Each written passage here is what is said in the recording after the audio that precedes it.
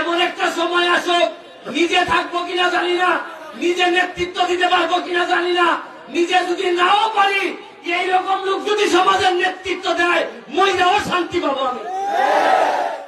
তাহেরি ভাই কথা যখন বলছে, আমি বলছি যে মিস করবো না, চলে আসবো। সম্ভবত আপনারা এখানে যত লোক আসছেন তার চেয়ে সবচেয়ে বেশি দূর থেকে আমি আইছি। এখন ঢাকার থেকে আইসে 1 ঘন্টা আগে নামছি, আবার এখন ঢাকা চলে যাব। এখানে তাহেরি ভাইয়ের নাম শুনে আসছি কেন জানেন? যে ব্যক্তি, কিছু কিছু ব্যক্তি কিছু কিছু সময় তার কর্মকাণ্ড দ্বারা প্রতিষ্ঠানে রূপান্তরিত হয়। আবু তাহের, আমাদের আত্মাহেরি সাহেব এখন আর কোন ব্যক্তি না, উনি একটা প্রতিষ্ঠানে রূপান্তরিত হয়েছে। এবার আমার দোয়া রইল এই লোকটার জন্য।